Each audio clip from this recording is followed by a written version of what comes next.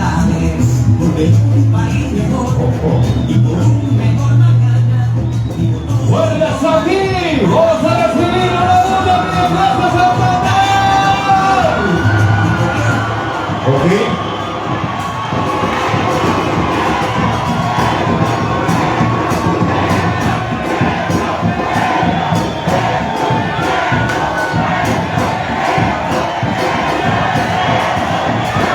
¡Levante la mano arriba, arriba! ¡Arriba toda la energía de Santander! ¡Y ahora todo el mundo con las dos manos arriba!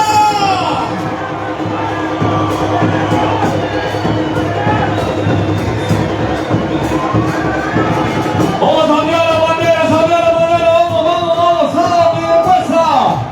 Vamos a recibir a nuestro presidente.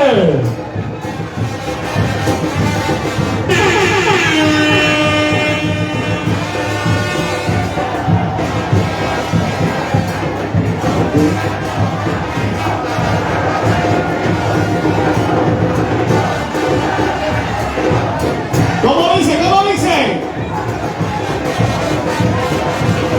Que se escuche todos.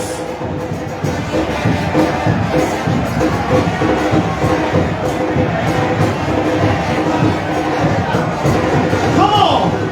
Chaván. ¿Las qué?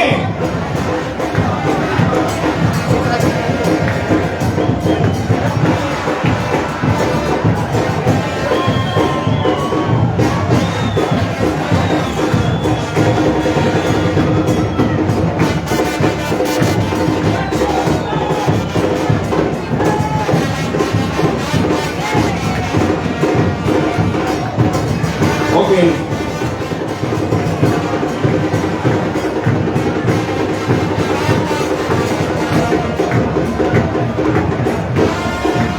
Bien, cuesta.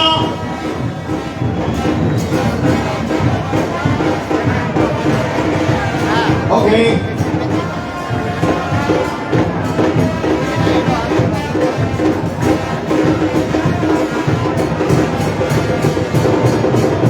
Bien, cuesta, buenas tardes, ya casi noches.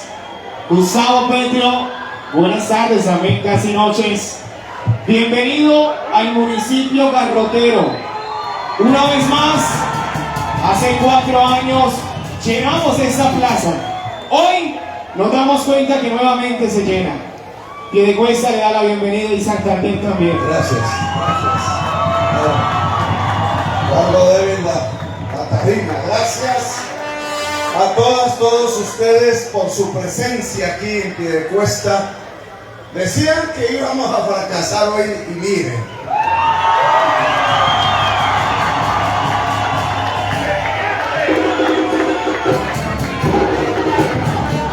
Se consolida una opción de cambio en Colombia. Un pueblo que no cree ya en mentiras, un pueblo que no se deja ya engañar y que quiere coger en sus propias manos, bajo sus propias decisiones, la posibilidad de cambiar a Colombia. Ya estamos en plena época electoral, en plena decisión popular. Ahora ya los caminos están aquí disponibles para la libre escogencia de la gente. Ahora podemos decidir si continuamos como estamos o cambiamos a Colombia. Solo hay 2 partidos políticos en este momento. Entre toda esa multiplicidad de candidaturas que ya se volverán cada vez menos y menos, en realidad solo hay 2 partidos en Colombia. La inmensa mayoría de esas candidaturas quiere conservar las cosas como están, es decir, mantener a Colombia en este deambular ciego y yo diría ignorante hacia la propia destrucción de la nación. Quieren repetir a Duque de diversas maneras, unos más elegantes, otros de blue jean, Unos sin groserías en el discurso, otros llenos de grosería. Unos más afines a Uribe abrazándolo públicamente, otros en secreto. Pero al final solo hay un partido político allí, un querer, que es mantener a Colombia bajo las actuales circunstancias. Una Colombia que solo le pertenece a cinco grandes contratistas, 5 grandes contrabandistas, 5 grandes terratenientes dueños de la tierra fértil, 5 grandes banqueros, 5 que se quedan con todo y millones que se quedan sin nada. ¿O hay otro camino? Cambiar. ¿O hay otro camino? Construir otro tipo de nación, otra manera de ser y de sentir la patria, el territorio.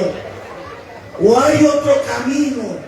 Construir verdaderamente una democracia, una justicia social real. No estamos hablando aquí de una sociedad socialista o comunista, no es el problema hoy. Hoy lo que estamos planteando es una sociedad donde simplemente se pueda vivir, de donde simplemente se pueda existir de manera decente, donde simplemente se pueda pensar y ser como se nos dé la gana, donde simplemente el cerebro, el corazón y el músculo humano de hombres y de mujeres todas pueda servir para construir una riqueza que beneficie al conjunto de la nación, al conjunto de la población y no simplemente a 5. Ese es el cambio que proponemos.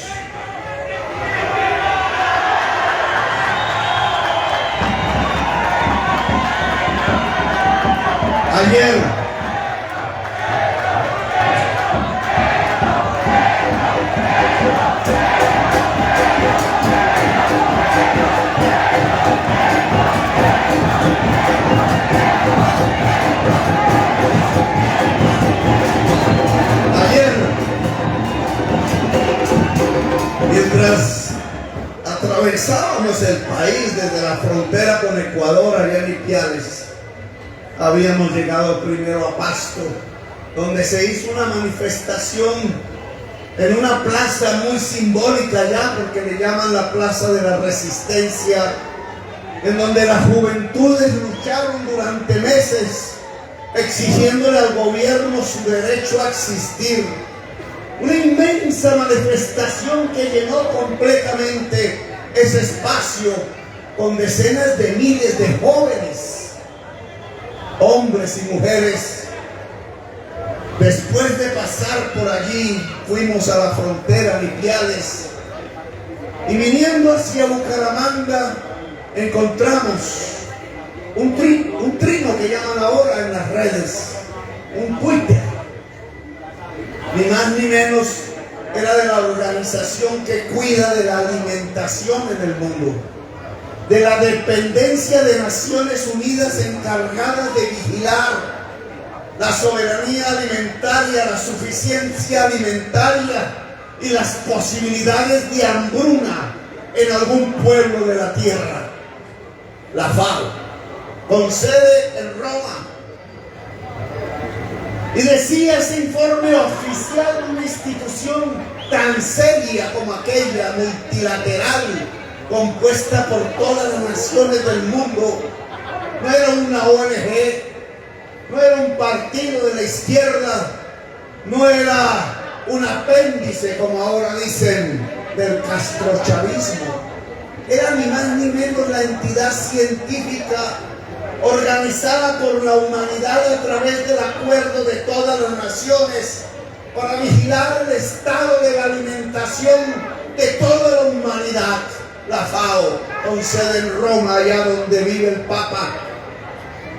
Y decía y ponía allí un mapa del mundo, Los países en negro, los que estaban a punto de la emergencia alimentaria, de la hambruna, y los países en blanco que habían podido, a pesar del virus, sostenerse desde el punto de vista de la alimentación de sus propios pueblos.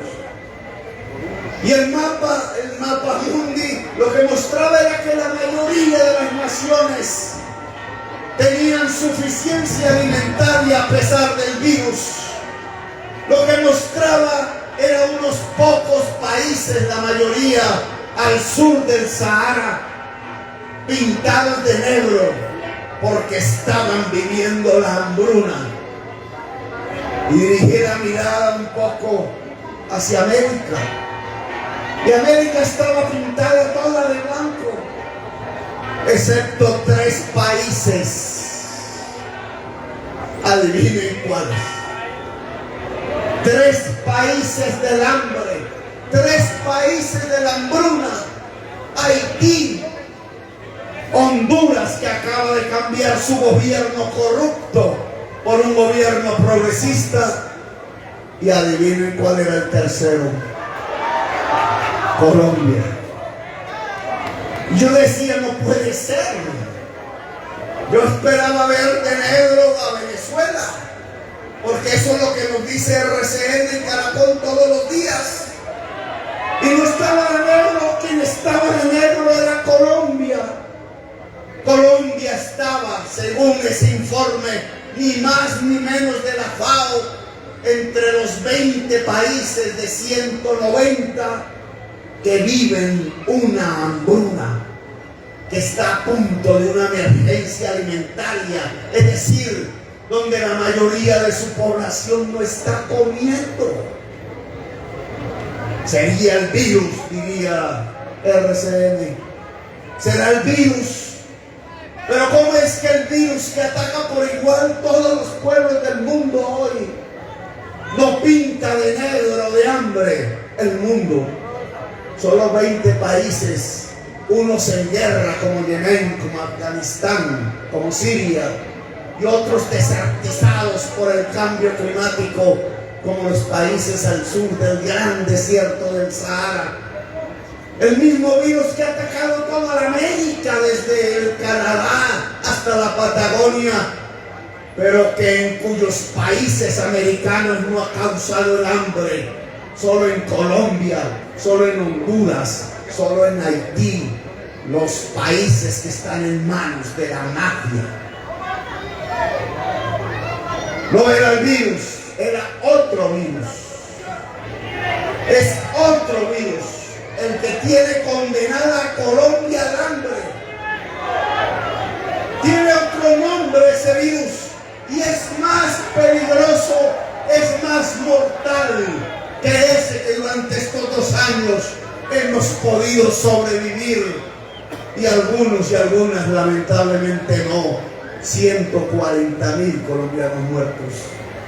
Un virus peor que ese, el virus de una clase política absolutamente incapaz, que no piensa en su propio pueblo, que es indolente, que es tan indolente como la indolencia del señor Duque cuando observaba que los jóvenes salían a las calles a gritar simplemente que querían dignidad, que querían una oportunidad en su vida, y la respuesta gubernamental no era más que dispararles directamente a los ojos con los gases, buscar desmembrarlos, abusar sexualmente de mujeres, condenar a miles a la cárcel y perseguir a decenas de miles como si se trataran de los peores delincuentes a lo largo de las calles de toda Colombia.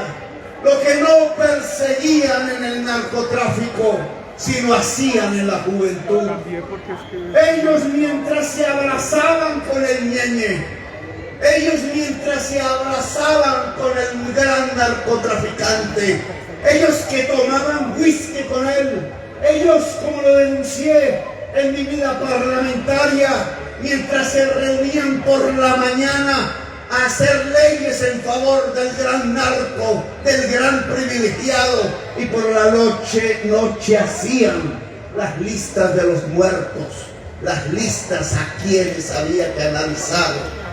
Ellos que han construido una relación incestuosa en el poder político colombiano, que le han entregado el Estado al crimen, y creo yo que en ese incesto incluso se han acostado en la misma cama. Ellos que han prohijado esta criminalidad que se toma la política, el Estado y el erario y la tierra y el agua de Colombia, perseguían a esos jóvenes como si fueran los peores delincuentes, solamente porque se habían atrevido a decir que había un mal gobierno, solamente porque se habían atrevido a decir que la educación superior es un derecho fundamental de toda la juventud, solo porque se habían atrevido a decir que cualquier ser humano que nazca entre más joven, mejor, tiene derecho a la existencia misma, tiene derecho a vivir como debe vivir un ser humano, cubriendo sus necesidades del estómago, cubriendo sus necesidades del cerebro, cubriendo sus necesidades del corazón y del espíritu, como cualquier ser humano que habite bajo los cielos de la tierra. No, la respuesta fue la muerte y la indolencia, pues esa misma indolencia no solamente se ha ejercido contra la juventud, sino que más silenciosamente se ha ejercido contra el pequeño y mediano empresario, tratando de concentrar la riqueza nacional en manos de 5. Se ha ejercido contra el pueblo. Y los efectos de ese ejercicio de indolencia y incapacidad se miden en cifras. 600.000 empresas quebradas, pequeñas y medianas en toda Colombia, que arrojó 3 millones de trabajadores, mayoritariamente trabajadoras jóvenes, a la calle, madres de hijos muchas veces solas, que solo dependían de ese salario, que hizo entonces, a través de ese desempleo creciente, que el hambre cundiera en todo el territorio nacional y que estallara la inseguridad y el miedo a salir a la calle y el robo y la autodestrucción de nuestra sociedad colombiana. Un gobierno incapaz que por su indolencia, por estar pensando en transferir el recurso público a los 5 banqueros de siempre, a los 5 contratistas de siempre, a las mismas grandes empresas de Colombia, condenó a toda la sociedad colombiana al hambre. No hace mucho, hace 3 días o 4, en un debate presidencial, no recuerdo ante cuál de esos tantos candidatos, yo decía que había que proteger, subiendo los aranceles a los productores colombianos de maíz, de papa, de arroz, de sorgo, de soya, de aguacate si se quiere, de tomate, a los productores de alimentos en este país. Y entonces me decían que estaba loco. Y entonces me decían, pero ¿qué ha trazado Petro con esos programas? Porque lo que hay que hacer es generar la libre importación de alimentos, no importa cuántos centenares de miles de campesinos y pequeños empresarios se quiebren.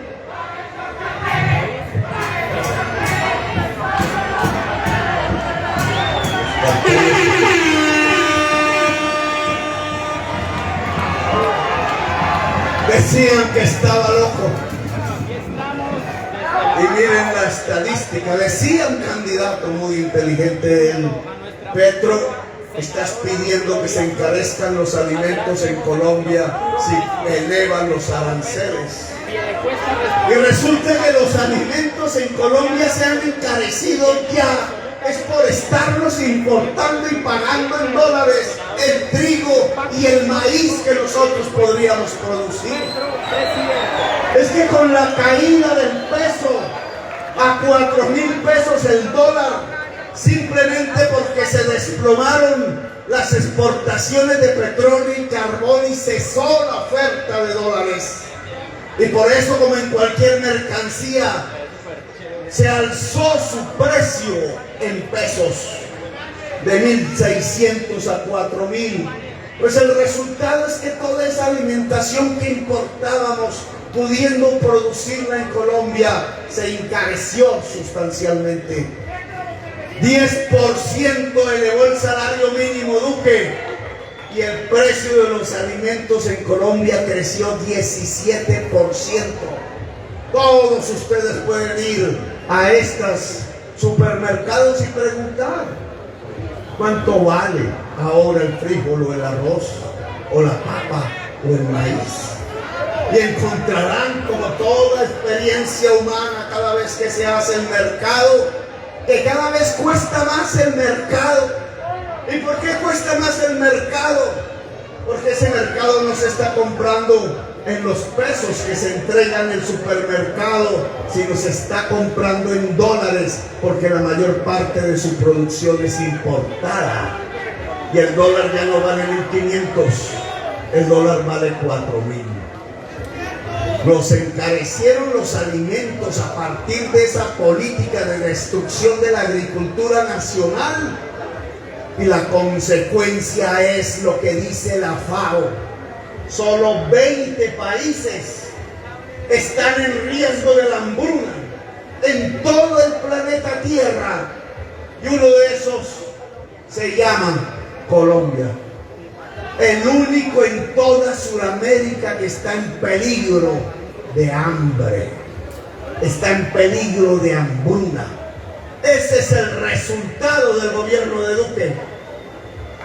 Por eso aquí, y habría que repetirlo, en esta ciudad antaño, y en otras como Girón, y en otras como San Gil, y en otras como Socorro, y Charalá, y Mogotes, no se llamaba este territorio Santander, porque Santander no había aparecido en la historia aún. Se llamaba la provincia comunera porque estaba llena de artesanos y artesanas, de gente que trabajaba, de gente que no quería perder el esfuerzo de su corazón y de su cerebro en el trabajo humano, pero tenía un gobierno que los aprisionaba, un mal gobierno que no tenía su propio corazón y su propio cerebro en el cerebro y el corazón de sus artesanos, sino en otro tipo de intereses completamente ajenos a este territorio. ¿Y qué dijeron las poblaciones de hace 2 siglos y medio aquí en este mismo lugar? Dijeron: abajo el mal gobierno. No se confundieron.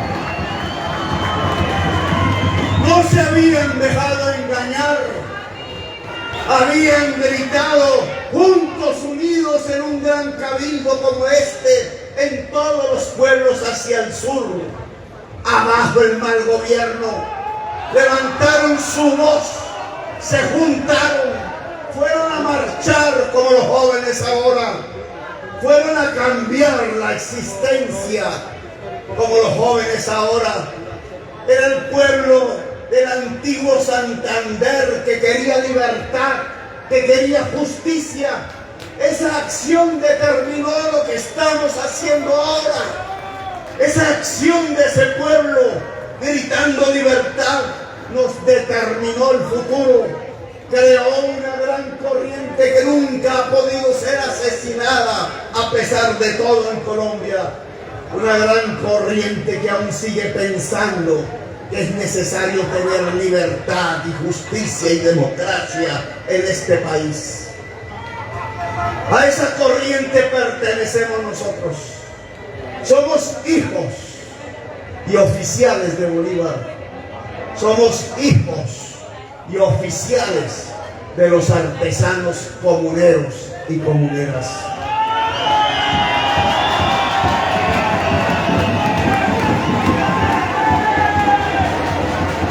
Y la pregunta que habría que hacerle al actual pueblo de Santander, al de Piedecuesta y al de Girón y al del Socorro y al de Chalalá y Mogotes y al de San Gil y al de Bucaramanga y al de Barranca, etc.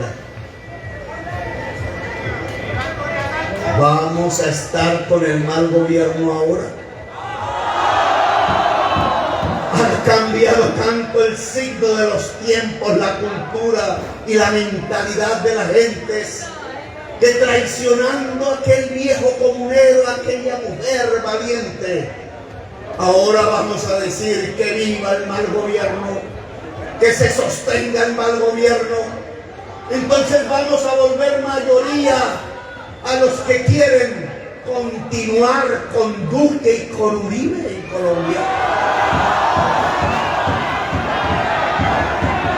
Vístanse de bullín, vístanse de grosería o de palabras decentes o de corbatas. Lo que se están proponiendo al pueblo de Santander hoy es que grita que viva el mal gobierno, es que sostenga el mal gobierno. Ya lo han logrado en cierta forma, porque ¿cómo se puede entender una sociedad que viendo que mataban a sus hijos en una cuantía de 6.402 por balas del Estado, fusilados, desarmados e inocentes, ante el pelotón de fusilamiento, como comienzan las palabras de 100 años de soledad, ante el pelotón de fusilamiento 6.402 de nuestros jóvenes, de nuestros hijos, asesinados solo para que pudieran ser presentados como éxitos de una política de seguridad construida alrededor de la muerte, presentados solo en sus cadáveres dignos, solo para que un pueblo los aplaudiera y los mantuviera en el poder. ¿Cómo se puede entender una sociedad que aplaude la muerte? ¿Cómo se puede entender una sociedad que cree que la seguridad consiste en matar y matar y matar y matar y matar hasta que los muertos se cuentan por decenas de miles, hasta que los muertos se cuentan por centenares de miles? ¿Creemos realmente que esa es una seguridad? ¿Creemos realmente que un país como Colombia, en medio de este inmenso huracán de la vida natural de la que estamos rodeados, puede existir y se puede sostener como nación y como sociedad cuando aplaude por millones a los césaros que traen la muerte, a los heraldos de la muerte, como decía el poeta? No. Lo que tenemos ahora es el resultado de esos aplausos. Lo que tenemos ahora se puede medir en números oficiales. Hoy el balance de todo el siglo XXI, desde que empezaron a hablar de libertad de mercados, desde que empezaron a abrir las fronteras diciendo que nos íbamos a volver más ricos, desde que cementaron la riqueza en lo que está matando a la humanidad, el carbón y el petróleo, desde que empezaron a hablar de seguridad medida en muertos, desde que empezaron a destruir la Constitución del 91, hoy el balance es: ¿cuál es el principal producto de exportación hoy de Colombia? El resultado de Duque y Uribe y otros como ellos es que ese viejo país cafetero, como lo decía en Girón, que había construido su riqueza a partir del surco, del asadón, del agua y del sol, que había logrado vincularse al mundo a partir de un producto hecho por el campesinado y los pequeños y medianos empresarios, muchos ellos de origen paisa, otros santanderianos y otros lugares. El café fue sustituido hoy finalmente por la cocaína. El gran proyecto económico del uribismo tanto el explícito como el que hace pactos en secreto, fue condenar a Colombia de una economía productiva, fuertemente agraria, de gente que trabajaba por millones, por una economía que hoy solo sabe vender cocaína. Y una nación no se sostiene así. Y resulta las otras estadísticas lamentables. La desigualdad social se acrecentó en Colombia. Dice Tomás Piketty, que vino a Colombia y quiso tomarse una cerveza conmigo, él un vino y yo una cerveza. El 10% de la población colombiana tiene el 70% de la riqueza. El 90% restante aquí está, parte de ese 90% se queda con los cunchos de Colombia.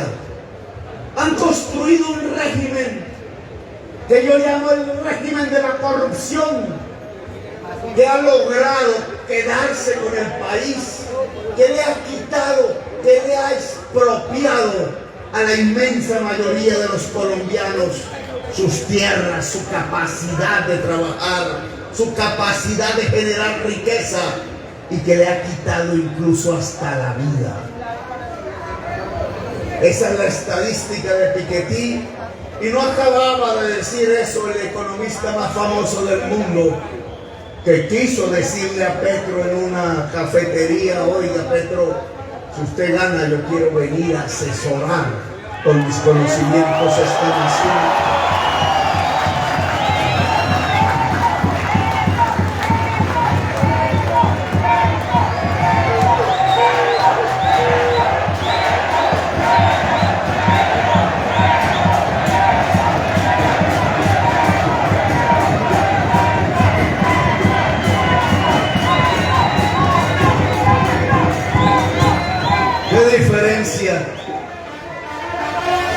Mientras Duque se abraza con el Ñeñe y se gana los votos fraudulentos, Petro se abrazaba con Piketty tratando de buscar los mejores caminos económicos para la prosperidad general de la nación.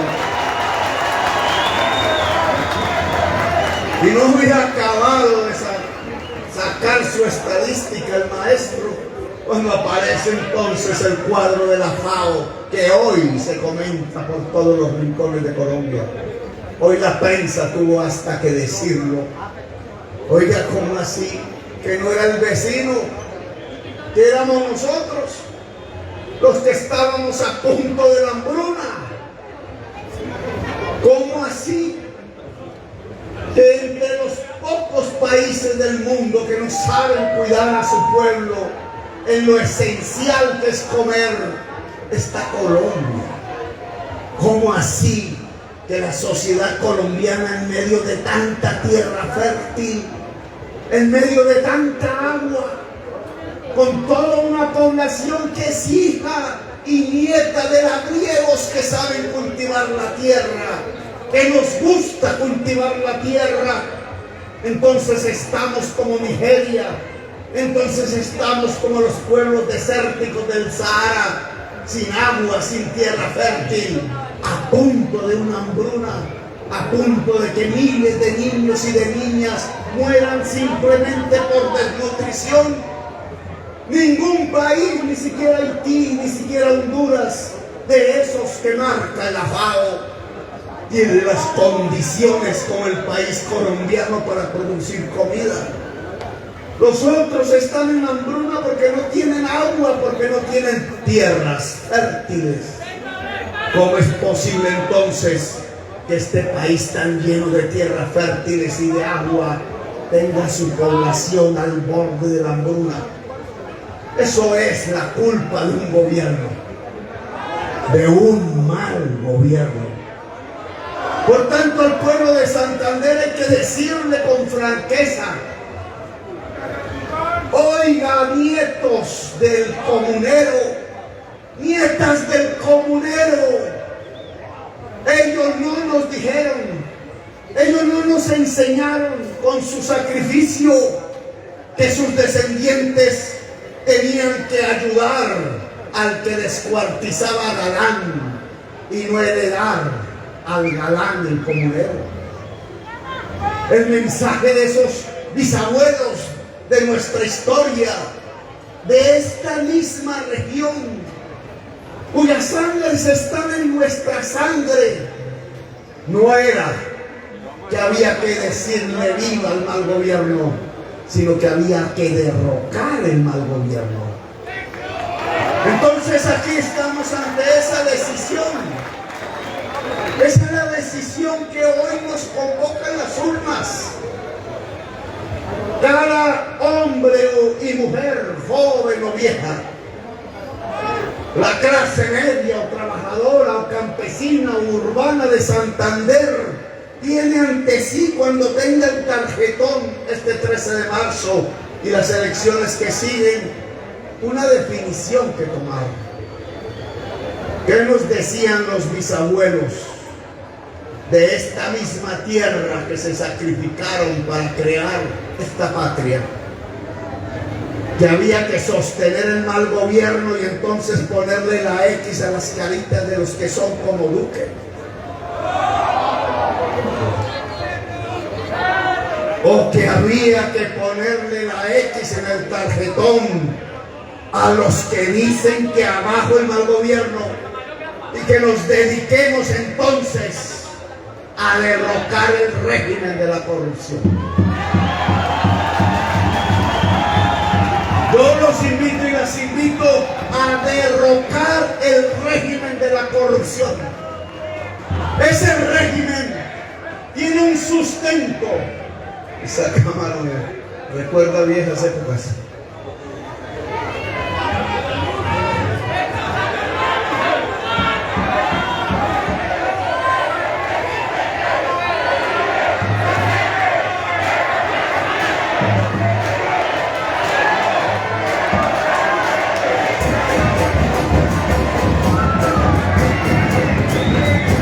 Ante esas urnas, si queremos derrocar el régimen de la corrupción, hay que cambiar el presidente de la República. Allí pidan el tarjetón de la consulta del pacto histórico, la consulta presidencial del pacto histórico. Y vean, allí estará mi rostro. Tanto los que me quieren como las que no. Las que me quieren como los que no. Tachen la cara. Tachen esa cara de Petro.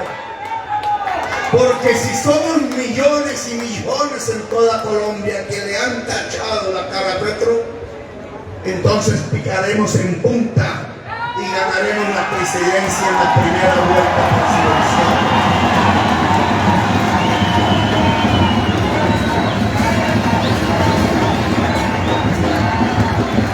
Ese tarjetón hay que pedirlo porque no se los van a dar. Oiga, yo quiero el tarjetón de la consulta presidencial del pacto histórico. Y el otro tarjetón sí se lo van a dar, es el del Congreso.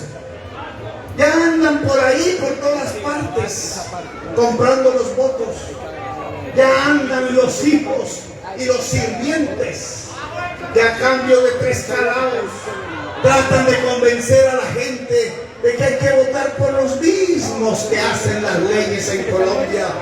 Los mismos que una vez llegan al Congreso después de comprar los votos, porque no los conoce ni la mamá si no tienen esa plata, y se vuelven senadores y congresistas, de una vez se venden ellos mismos a los que los compran, que son los más poderosos de Colombia, y así se cierra el régimen de corrupción.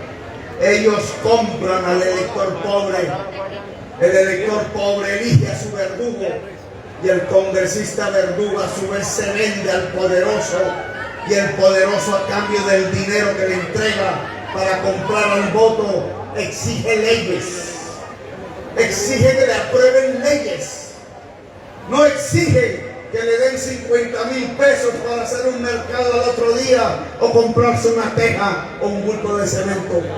Exige hacer las leyes de Colombia, y por eso las leyes de Colombia no benefician al pueblo. Por eso hay una ley de pensiones que lo que hace es recogerle la cotización al trabajador para hacer negocios de los banqueros, pero no para entregar pensiones. Por eso hay una ley del servicio público que privatiza el agua, que privatiza la energía, que las encarece y que incluso lleva a llevar el agua del corazón del ser humano, del estómago del ser humano, hacia el negociado del oro, del petróleo. Que hacen las leyes que convierten en indignidad el simple hecho de trabajar. Que hacen las leyes que desfinancian la universidad pública. Hasta un politiquero de esos dijo por aquí que había que cerrar la Universidad Industrial de Santander. ¡Ah, pobre Santander! ¡Ah, pobre Santander si vota por quien quiere cerrar su universidad pública, que es su cerebro, que es su corazón mismo! ¿Cómo se le ocurre a una sociedad quitarse el cerebro y el corazón?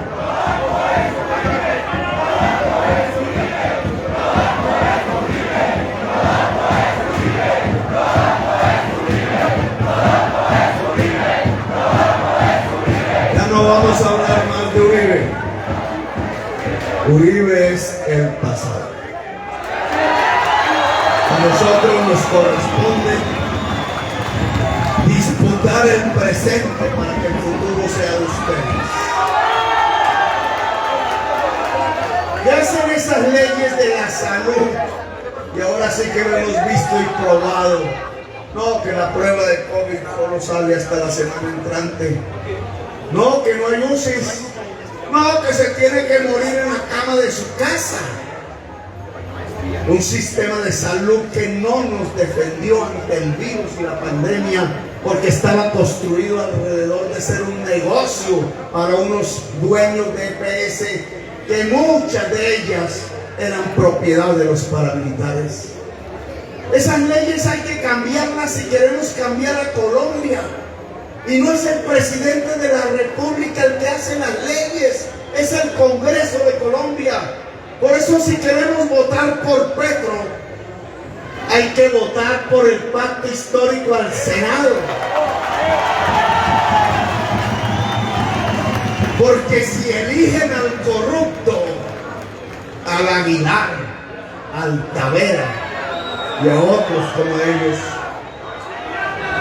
si eligen al corrupto, al régimen de la corrupción, tengan la seguridad de que, a pesar de que yo sea presidente de la República, esa caterva de corruptos en el Congreso ordenará el asesinato del presidente. Y aquí se trata es de cambiar. Por tanto, hay que cambiar la presidencia y hay que cambiar el Congreso.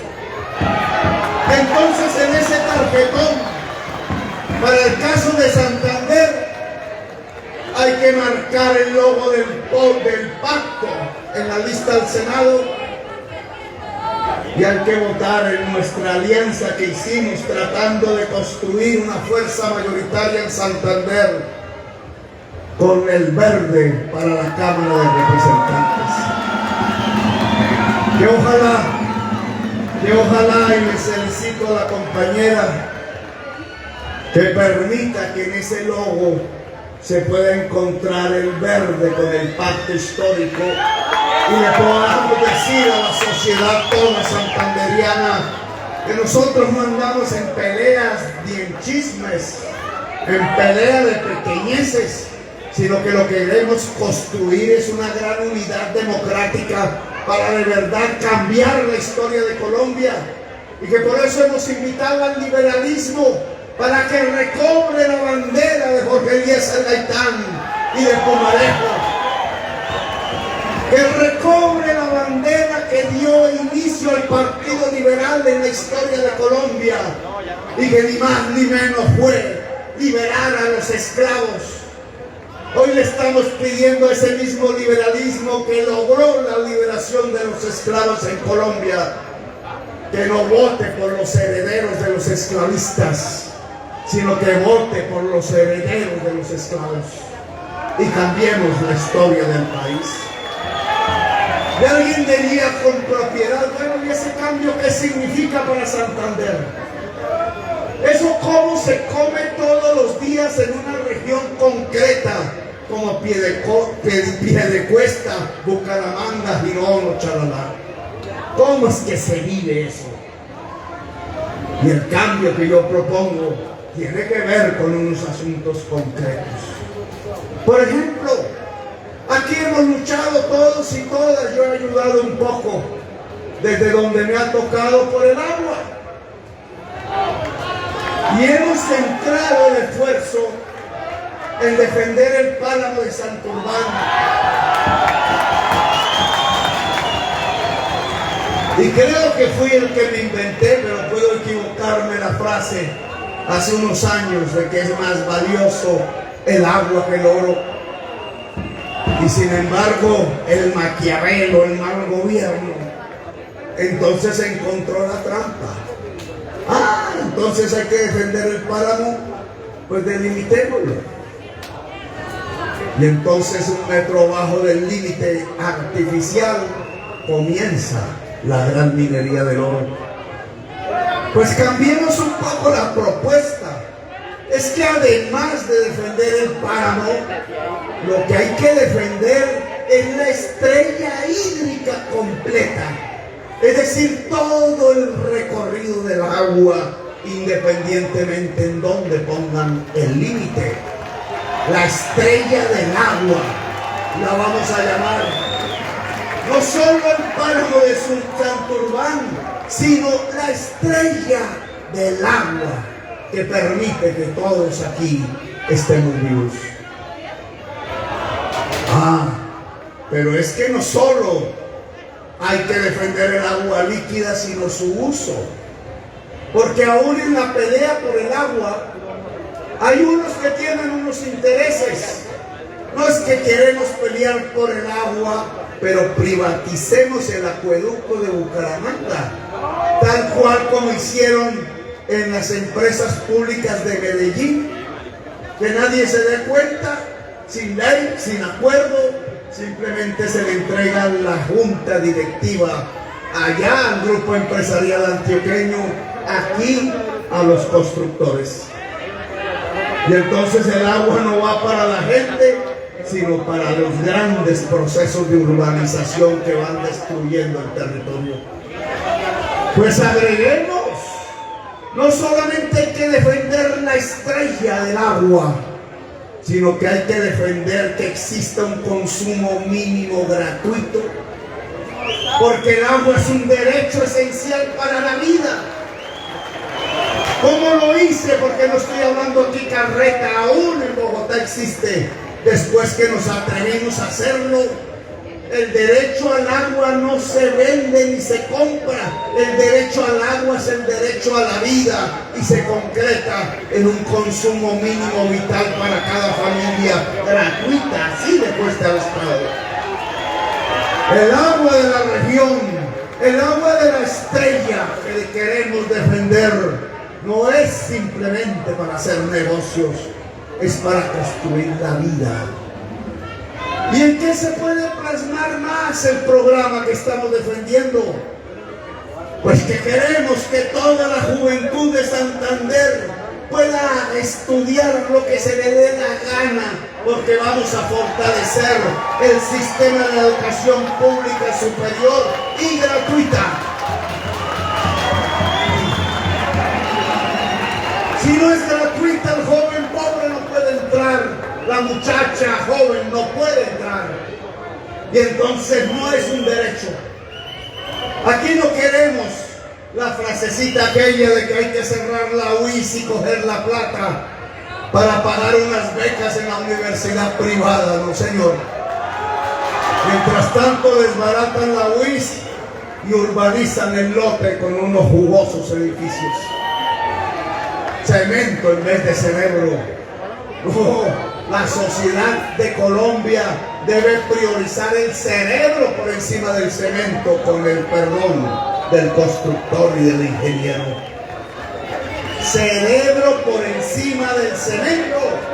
Y eso significa que la Universidad Industrial de Santander y la de La Paz y todo el SENA y el sistema de educación pública superior que exista en este territorio debe ser capaz de lograr que cualquier joven, hombre o mujer, en el lugar más alejado, en la condición social más vulnerable, pueda tener el derecho, sin que le cierren la puerta en las narices, de entrar a una universidad a estudiar lo que se le dé la gana. Porque es ese estudio plural que tiene que ver con el conocimiento, pero también tiene que ver con la sensibilidad, como decía hoy en la puerta de la UIS, que es que el saber no solamente es de la matemática y de la química y de la ingeniería, sino que también tiene que ver con el arte y la poesía y el deporte, que el alimento es del cerebro y es del corazón, y que necesitamos una sociedad sensible si queremos tener una sociedad que no se arrodille al tirano, si queremos tener una sociedad que nunca más aplauda la muerte, si queremos tener una sociedad que nunca más se normalice y se insensibilice, a pesar de que le están matando 6.402 de sus hijos y de sus hijas. Y ese intelecto general plural de todos los colores de saberes es lo que permite hacer crecer la riqueza en el siglo XXI. La riqueza no es el oro, la riqueza no es el carbón y el petróleo, al contrario, el carbón y el petróleo están a punto de extinguir la existencia humana en el planeta, y por eso la humanidad solicita, implora, exige que se acabe la economía fósil del carbón y del petróleo. No, ese saber es el que nos permite reconstruir la agricultura de alimentos, lograr que nuevamente productores puedan sembrar el trigo y el arroz y la papa y el maíz, la tierra del maíz, y que esos productores sean al mismo tiempo los propietarios de la industrialización, para que se puedan enriquecer. Lo que quiere el pacto histórico es que el campo de Colombia vuelva a reverdecer en manos privadas, pero no de 5 latifundistas sanguinarios, sino en manos de millones y millones de campesinos y campesinas y pequeños y medianos empresarios, que sean capaces entonces de pintar de blanco a Colombia en ese tenebroso mapa que nos entrega la FAO hoy.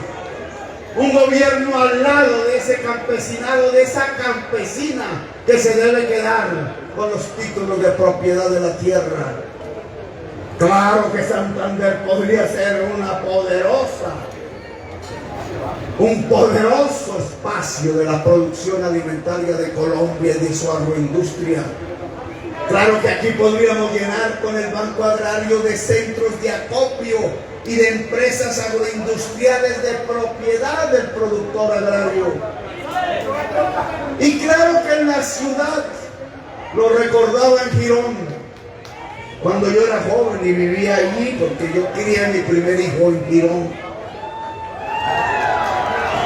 y pasé hambre en Girón, y pasé el temor de no tener cómo conseguir la leche que consumía mi hijo día y noche, y tenía un temor adicional que no lo tenían la mayoría, y era que me tenía que cuidar en las esquinas, porque si me pillaban me podían desaparecer o matar, porque ya estaba en la clandestinidad, y porque había leído en una de las primeras páginas de Vanguardia, en algún momento tenía 27 años, a una pareja de jóvenes estudiantes de la UIS que tenían un bebé entre ellos, Les entraron al apartamento, los allanaron y mataron al muchacho y mataron a la muchacha y mataron al bebé.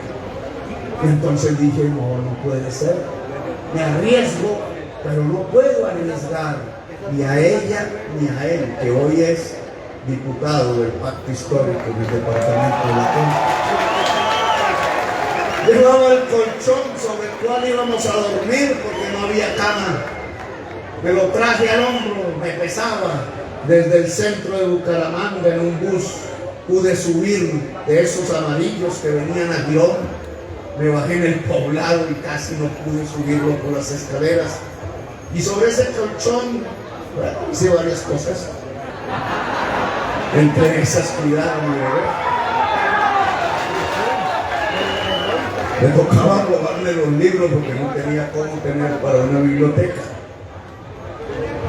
Me nació hoy en Girón el recuerdo y me puse a compararme con los otros candidatos presidenciales, y excepto Francia, soy el único candidato presidencial que ha sufrido el hambre, que ha sabido qué es el hambre. Todos los demás no tienen ni idea qué es el hambre. Hablan del hambre y del pobre y nunca han sabido cómo se vive de pobre y de hambre. Nunca han cogido un asadón en la mano. Caminaba las calles de Bucaramanga en aquel entonces.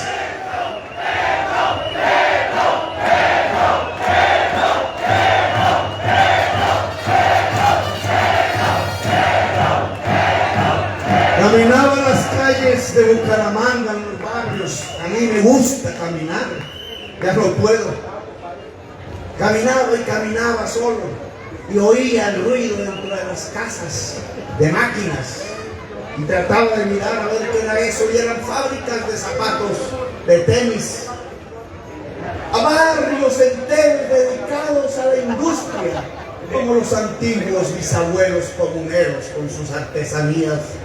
Industria y industria. Me quedó ese recuerdo y años después, cuando fui alcalde de Bogotá, miraba las estadísticas y las dos únicas ciudades que se podían distinguir por su lucha contra la pobreza, que reducían los niveles de pobreza al máximo, a diferencia del resto de capitales del país, eran ni más ni menos Bogotá y Bucaramanga le ganaba a Bogotá. Y ambos tenían la misma característica que explicaba por qué teníamos más éxito que el resto de las ciudades de Colombia. Y era que nuestra industria no era de monopolios. Y era que teníamos industria. Era industria de casas, de familias. Muchas en los barrios de Bogotá y muchas en los barrios de Bucaramanga y seguramente de Piedecuesta. Y eso era lo que permitía que no hubiera tanta pobreza como el resto de Colombia. Era la producción. Es que si quieren saber cómo se supera la pobreza, es ahí donde encontramos la respuesta. El éxito de este hombre es de lo que dice lo siguiente. Es el trabajo, el padre de la riqueza, y es la naturaleza, la madre de la riqueza. ¿Y ahora qué hay? Ahora no sale ese ruido de esas casas. Ahora no están esas máquinas. Ahora no están esos trabajadores y trabajadoras, la mayoría. Ahora no están esos empresarios. Ahora se acabó la industria en Bucaramanga. Y por eso las frías estadísticas muestran que en cuestión de 2 años se disparó la pobreza en la gran ciudad. Ahora Bucaramanga no logra tener los resultados que a mí me daban envidia cuando era el alcalde de Bogotá. Se elevó la pobreza porque se destruyó la industria. Bueno, lo que propone el pacto histórico es precisamente reconstruir la industria del calzado, la industria de la confección, la producción de alimentos agrarios y la industria agroalimentaria. Propongo subir los aranceles para que la producción china y vietnamita y de Bangladesh y de Corea no arruine el trabajo del Santander. Loco, me dijeron. Loco, me dijeron, ¿cómo se le ocurre que el TLC, decía la periodista? Que ahí sí me dio la verdad.